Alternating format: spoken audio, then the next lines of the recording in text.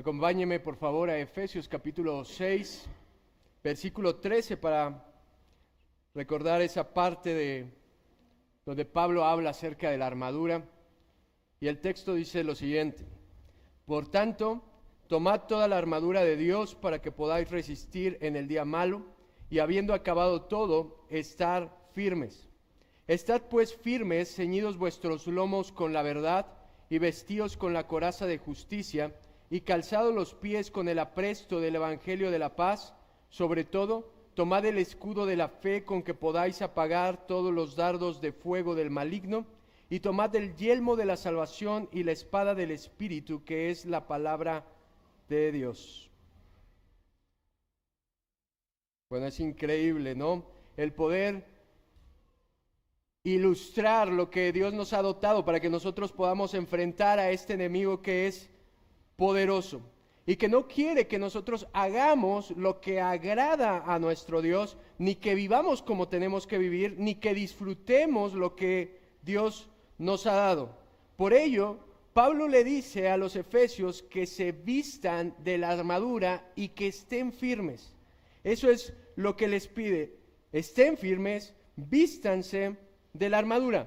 Primeramente les dice: estén listos, tengan la actitud, eso es ceñirse los lomos, tengan la actitud correcta para enfrentar esta batalla. ¿Y con qué se tiene que ceñir?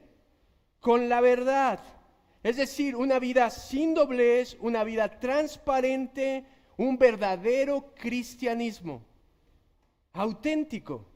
En segundo lugar, dice que tenemos que vestirnos de la coraza de justicia, es decir, vestirnos de la santidad, no de una perfección sin errores, sino de una vida que se arrepiente y busca imitar al Señor Jesús.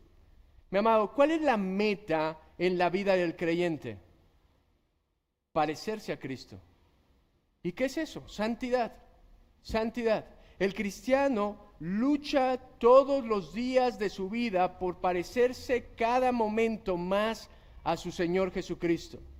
Y mire, el diablo quiere atacar precisamente esas áreas de nuestra vida, por eso tenemos que ponernos la coraza, veíamos, porque cubren el corazón y los intestinos. Y para los judíos el corazón era ¿qué? Los pensamientos, y los intestinos eran ¿qué? Las emociones. ¿Sabe dónde ataca más, con más fuerza el enemigo? En nuestra mente y en nuestras emociones. Vuelvo a repetir, yo no dije que no existiera hoy el estrés o la ansiedad o el temor, eso es real. Pero fíjese cómo el diablo se ha encargado de que hoy sea más evidente en la actualidad, en este momento. De hecho, dicen que nadie como esta generación puede detectar las emociones que está viviendo. Ninguna generación como estos jóvenes puede decir: sufro de esto emocionalmente. El problema es que no saben cómo enfrentarlo. Y el diablo ataca precisamente ahí y trata de convencernos de que no hay otra manera de poder vivir satisfecho que no sea el pecado. Nos hace ver simple el pecado, contamina nuestros pensamientos, contamina nuestras emociones y nos dice: mira, puedes encontrar satisfacción, placer en el pecado, fuera de Dios. El problema es que el ser humano no puede encontrar la verdadera felicidad sin Dios. El diablo te dice: puedes encontrarlo en un buen trabajo, puedes encontrar la felicidad en una familia bonita, puedes encontrar la felicidad en el dinero, en el éxito, pero eso sin Dios no sirve de nada. No hay felicidad ahí. Mire, ahora, ¿qué contrarresta esto? Cuando nosotros tenemos una relación de intimidad con Dios, apartados de este mundo, de la manera en la que vive este mundo, y eso es ponerse la coraza de justicia, vivir en santidad, una relación con un Dios santo. Y ahora nos presenta el tercer elemento de la armadura, y ese es el calzado del apresto del evangelio. Dice el versículo 15: y calzados los pies con el apresto del Evangelio de la paz. No entendemos la importancia de los zapatos hasta que no tenemos unos zapatos. ¿Se ha puesto a pensar qué tan importantes son los zapatos para que usted desarrolle su vida? ¿Verdad que no pensamos mucho en eso? Mire, déjeme contarle, la última vez que fui de vacaciones, fui a la playa y mi esposa y mi hijo querían ir a meter los pies al mar. Y entonces ahí vamos, dejamos nuestras cosas cerca del mar, dejé mis chanclas, dejó su bolsa y todo, y ellos se metieron, pero yo estaba cuidando así la bolsa porque se acercaba una persona que vendía pulseritas y no sé qué, y yo estaba así viéndolo ya ve, uno tiene que cuidarse ya de todo. Y entonces yo lo vi parado ahí y me decía, unas pulseritas. Y yo dije, si se agacha le corro. Pero no se agachó. Entonces yo seguí normal, metí mis pies en el mar, pero cuando regresé a donde estaban nuestras cosas, me di cuenta de que me había robado mis sandalias. El tipo llegó sin sandalias, se paró enfrente de nuestras cosas y lo que hizo fue ponerse mis sandalias y se fue. Hasta ese momento yo no valoraba las sandalias que yo traía. Es más, hasta decía, ay, estas sandalias están bien chafas. Pero ¿sabe cómo me di cuenta de la importancia? Cuando tuve que caminar de regreso a mi cuarto. Tuve que pasar ahí por la arena caliente, por el suelo caliente, estaba mojado y tenía que cuidar cómo tenía que pisar porque tenía miedo de poderme resbalar. Y mire, imagínese qué tan importante es el calzado para un soldado que va a la guerra. Si para mí que fui de vacaciones fue muy traumante que me robaran mis sandalias, imagínese para un soldado que va y enfrenta a otros enemigos y que pasa por terrenos muy hostiles. Imagínese el soldado que va por zonas resbaladizas, por terrenos calientes, fríos, porque no solamente es traer un calzado, sino traer el calzado adecuado. Usted puede traer unos zapatos, pero si esos zapatos no son los adecuados, no le sirven de nada. Vea, hoy en día tenemos tanto calzado, tan especializado. Tenemos zapatos formales, zapatos casuales, tenis para deportes, para diferentes deportes. Tenemos tenis para correr, tenemos tenis para fútbol rápido, tenemos tenis para básquetbol, para béisbol, para tenis, totalmente especializados, porque cada uno cumple una función. Mire, yo buscaba una historia acerca de los zapatos deportivos y encontré que en el siglo XX el fútbol se jugaba con zapatos normales y los campos mojados hacían que los jugadores resbalaran constantemente. Pero en 1954, durante el Mundial, el entrenador alemán Spitzgerber introdujo la innovación de unas botas con tachones intercambiables. Cuando llovió en la final contra Hungría, que era una potencia, los jugadores alemanes introdujeron esos tachones largos para evitar resbalarse y ganaron 3-2 el partido y fueron campeones gracias a que tenían el calzado adecuado. El calzado adecuado es la diferencia entre ganar o perder. El zapato de un soldado era todavía más importante que ganar un partido de fútbol. ¿Sabe por qué? Porque de ese calzado dependía su vida. De ese calzado dependía su vida.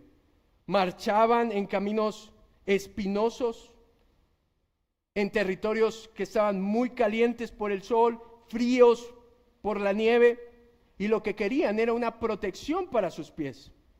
Note qué tan importante es eso. Un soldado puede pelear con una ampolla en el dedo. ¿Sí o no? Es más, si le falta un dedo, también puede pelear. Pero ¿sabía que un soldado no puede pelear con los pies ampollados? ¿Sabe por qué? Porque reduce su movilidad. Ni siquiera puede mantenerse firme para resistir los embates del enemigo, porque los pies los tiene lastimados.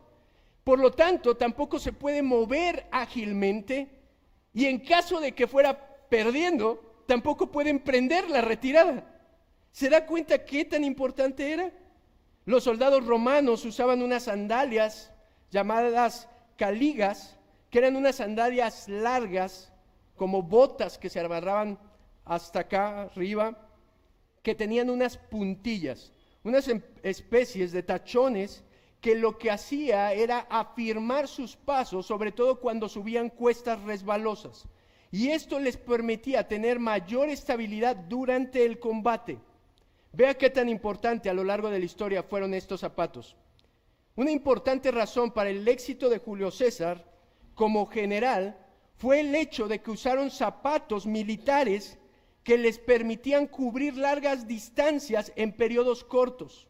Tal era el impacto de sus zapatos que, mire, los enemigos pensaban que tardarían 3 días en llegar a ellos y no se preparaban adecuadamente, pero el ejército de Julio César, al tener el equipo adecuado, los zapatos adecuados, podían subir más rápido las colinas, podían correr más rápido y llegaban y sorprendían al enemigo. El éxito estaba en el calzado. La misma historia de éxito es contada por Alejandro el Grande, donde sus zapatos militares jugaron un papel importante. El calzado es el factor para la victoria. Le da movilidad y le da firmeza. Mire, así también el creyente necesita el calzado adecuado. Si usted va a enfrentar la batalla, Pablo tiene en mente que usted tiene que vestirse del calzado espiritual adecuado para mantenerse firme en un terreno resbaladizo que es el mundo. Mi amado, usted puede traer ceñidos los lomos con la verdad, puede traer la coraza de justicia, pero si no trae calzado adecuado en sus pies, está a punto de tropezarse, caer y sufrir una derrota. No basta con ponerse una parte de la armadura, tiene que traer la armadura completa. Y él dice que este calzado es el apresto del Evangelio. Esa palabra apresto tiene el significado de alistamiento o preparación o prontitud. Es una disposición pronta. Esta palabra se usa pocas veces, pero mire, hay otra vez que se utiliza en Tito capítulo 3, versículo 1, y esto es lo que dice: que estén dispuestos para toda buena obra. El apresto es la disposición pronta al Evangelio. Un zapato adecuado es lo que permite al soldado estar listo, estar dispuesto a poder entrar en la batalla, a poder marchar. Y Cristo, mi estimado, exige una disposición pronta. Esto es un sentido de urgencia. El Evangelio es urgente. El Evangelio no es algo que usted puede dejar para otro día. Si hay alguien que todavía no ha entregado su vida a Cristo, mi estimado, yo me pongo a pensar muchas veces, cuando estoy aquí predicando, ¿cuántas de las personas, no si yo salgo y muero en el camino, sino cuántas de las personas que están aquí es la última vez que van a escuchar el Evangelio de Jesucristo? Y ese mismo día van a fallecer. Amado, esto es algo importante. Vestirse pronto del calzado, él dice, del Evangelio de la paz. Y Pablo está citando un fragmento de Isaías capítulo 52, versículo 7, donde dice: cuán hermosos son sobre los montes los pies del que trae alegres nuevas, del que anuncia la paz, del que trae nuevas del bien, del que publica salvación, del que dice a Sión, tu Dios reina. En otro fragmento del Nuevo Testamento dice: hermosos son los pies de los que anuncian la paz. Ahora, algunos comentaristas interpretan que el ponerse el calzado del Evangelio está relacionado con ir y predicar el Evangelio. Ir y predicar el Evangelio. Sin embargo, fíjese, el texto en Efesios no está hablando de hablar o enseñar. ¿Se fija? No está hablando de que nosotros tenemos que cumplir el gran mandamiento e ir y predicar el Evangelio y enseñar a otros, sino de librar una batalla espiritual que no es contra carne o contra sangre. Además, fíjese, no habla de que nosotros nos tenemos que desplazar, en ningún momento utiliza esa metáfora, sino más bien que es lo que está pidiendo el Espíritu Santo, que el cristiano tiene que estar ¿cómo? Firme, firme, tiene que estar ahí manteniendo su posición.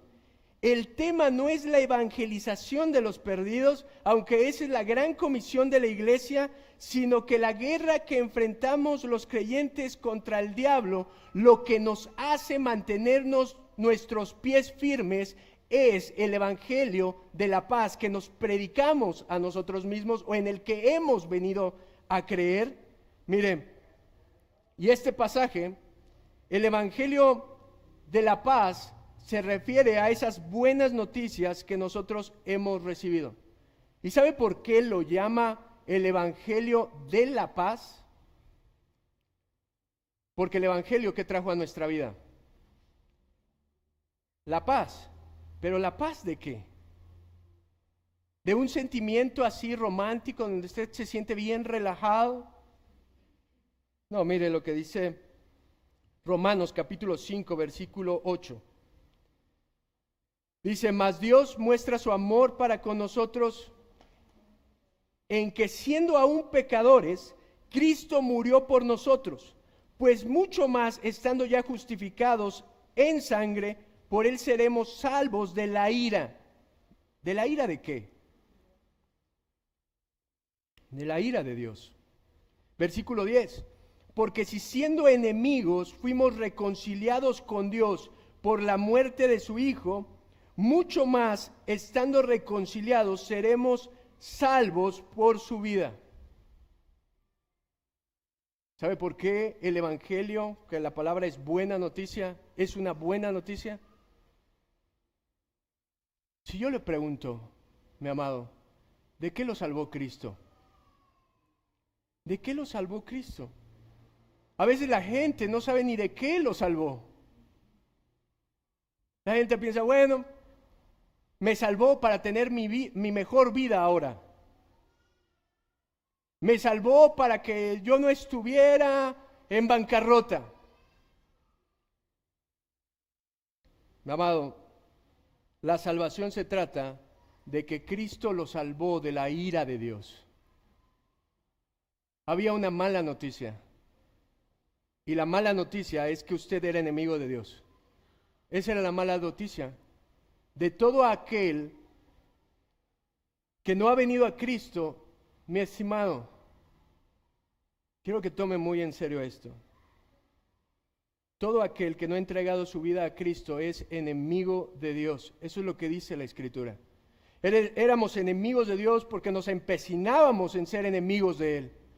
No solamente con nuestra boca, sino también con nuestras acciones, con nuestros pensamientos. No nos importaba Dios, desafiábamos a un Dios, desafiábamos su ley, nos burlábamos de Él, teníamos una afrenta contra Él, aborrecíamos a Dios. Y usted dice, no, yo nunca lo hice. Mi amado, no necesita hacerlo deliberadamente o conscientemente, pero todo hombre que no ha sido redimido por la sangre de Cristo está en enemistad con un Dios. Y el problema es que está en enemistad con un Dios todopoderoso. Mi amado, Dios no es cualquier enemigo. Dios no es como un partido que usted va a jugar y que el enemigo es, o el rival es muy bueno. Está hablando de que éramos enemigos del Dios creador de todo el universo. Aquel que creó todo con el poder de su palabra, que formó al hombre con sus manos. Y déjeme decirle, la mala noticia es que ningún hombre tiene ninguna oportunidad contra un Dios así. Pero el Evangelio es la buena noticia, ¿sabe por qué? Porque ese Dios al que nosotros desafiábamos, del que nosotros con nuestra manera de vivir lo insultábamos, ese Dios decidió un día amarnos y dar a su Hijo Jesús en una cruz para que nosotros fuéramos reconciliados con Él. Esa es la mejor noticia que usted puede recibir. Que sí con nuestro pecado, que sí con nuestra manera de vivir pasada lo ofendíamos, pero Él buscó reconciliarse con nosotros. Mi amado, usted no buscó a Dios, Dios lo buscó a usted. Usted no hizo nada por Dios, Dios hizo todo por usted. Eso es el Evangelio. Y la gente tiene miedo de predicar acerca de la ira de Dios, de la justicia de Dios, pero ¿cómo va a poder entender el gran amor de Dios si no entiende su justicia y su santidad y su ira? Nosotros éramos objetos de la ira de un Dios santo, temible, pero grande en misericordia, que un día tuvo compasión de nosotros mientras nosotros no lo buscábamos, y nos sacó del hoyo nuestra vida y nos hizo conocer el Evangelio y restauró una relación que nosotros no podíamos restaurar por medio de las obras de la religión humana, pero sí por la sangre de Cristo. Y ahora nosotros podemos llamarle Padre, ahora nosotros no nos presentamos con miedo delante de Él, sino podemos venir y presentar nuestras peticiones y nuestras debilidades y confesar nuestros pecados. Por eso es el Evangelio de la paz. Mi amado, cuando la Biblia dice que esta paz que sobrepasa todo entendimiento, mi amado, ¿qué más puede sentir? ¿Qué paz más grande puede sentir? Si ahora por medio de Cristo usted está en paz, usted ya no tiene una guerra contra un Dios temible, poderoso y santo. El mayor problema del hombre no redimido no es que le vaya mal en la vida, no es que pierda las cosas materiales. El problema más grande del incrédulo es Dios.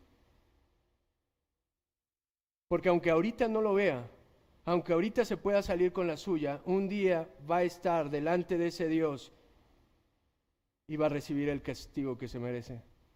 Pero aquellos, fíjese, que sabemos que ya no hay castigo en Cristo Jesús para nosotros, ¿eso no le da una paz tremenda? ¿Eso no le hace estar firme en este mundo, viviendo esta vida, enfrentando sus problemas? Mire, William Hendrickson dice, la convicción de que hemos sido reconciliados con Dios mediante la sangre de Cristo concede el valor y celo para pelear la buena batalla. Si el Evangelio que se recibe mediante la fe no le ha brindado esta paz, ¿cómo podría estar preparado para librar esta batalla? Lo que él está diciendo es esto. ¿Sabe qué es lo que nos da el valor, el coraje para pelear contra nuestro enemigo que es poderoso? Saber que estábamos en enemistad con un enemigo más poderoso, que estamos contra el Todopoderoso, y hoy ya no estamos contra Él, sino estamos con Él. Eso es lo que nos da valor. Mi amado, el Evangelio nos dice que nosotros ya no estamos del lado equivocado, del lado perdedor, sino que ahora nosotros estamos del lado correcto, del lado vencedor. Y eso, mi estimado, es lo que hace al creyente pararse firme, estar firme y poder resistir los embates del enemigo. Por lo tanto, vea, qué tan importante es que usted se vista de este calzado que es el Evangelio. Porque el Evangelio nos mantiene firmes, confiados en el amor de Dios por nosotros. ¿Qué tendría que temer en esta vida? Si tiene a Cristo, ¿a qué le da miedo enfrentarse? ¿A la muerte? Usted le pertenece a aquel que venció la muerte. Mi amado, ¿nos da miedo perder el trabajo, perder la economía? si aquel es el que sustenta todas las cosas?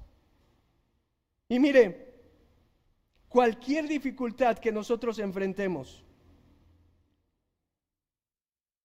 por más difícil que sea, cuando usted sabe que Dios está peleando de su lado, usted puede estar confiado. Usted puede estar confiado. Lo único que lo va a hacer estar confiado en esta vida no son sus capacidades, no son sus fuerzas, es estar confiado en el amor de Dios.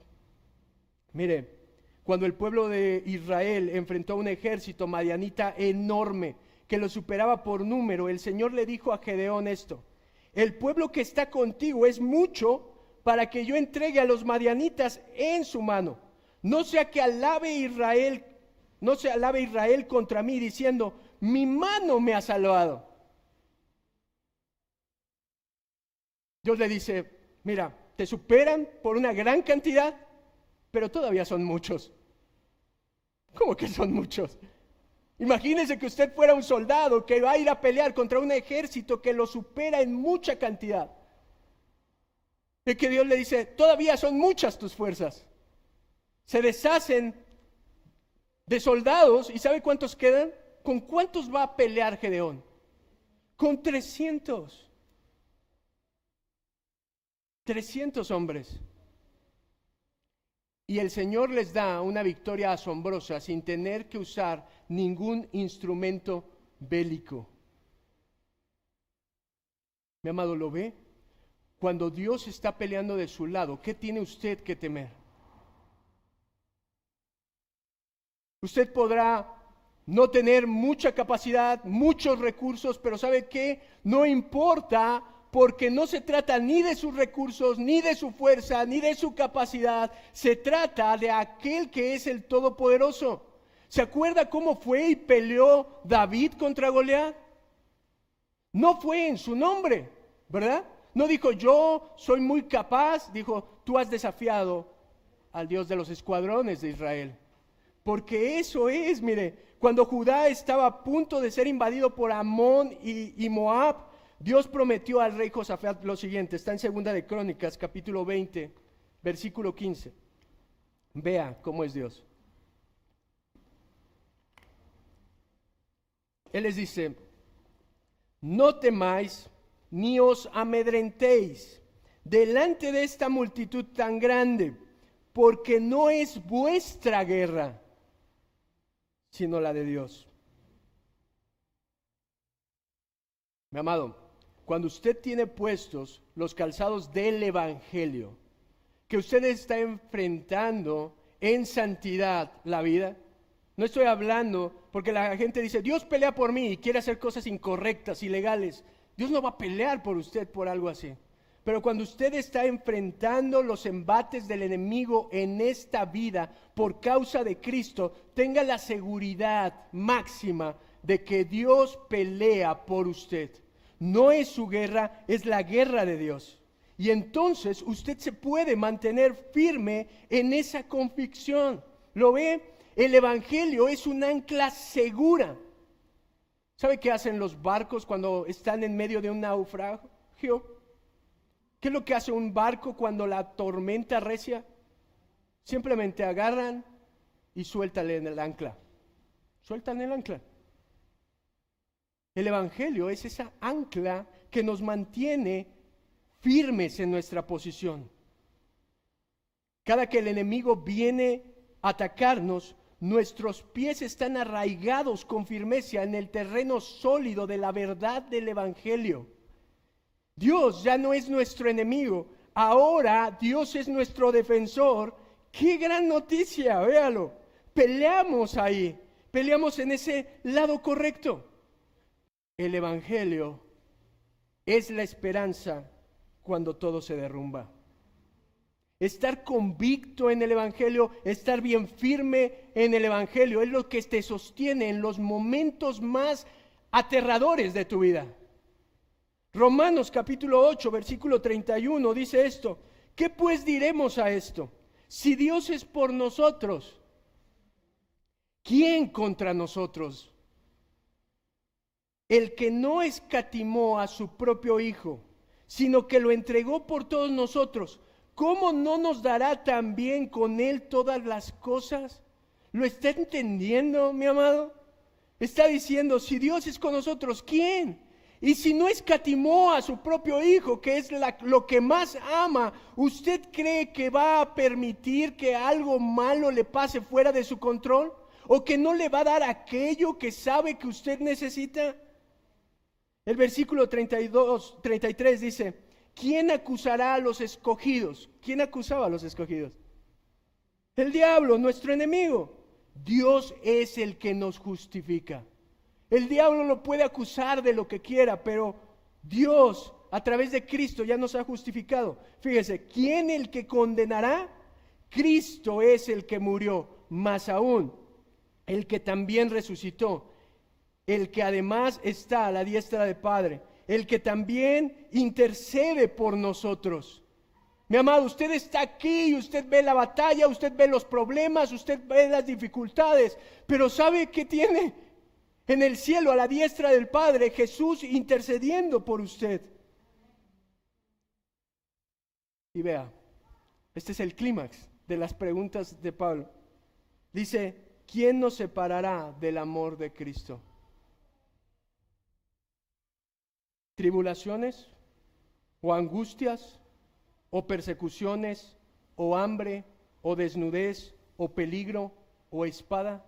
¿Cuál es la respuesta, mi estimado? ¿Qué es aquello que lo puede separar de Cristo?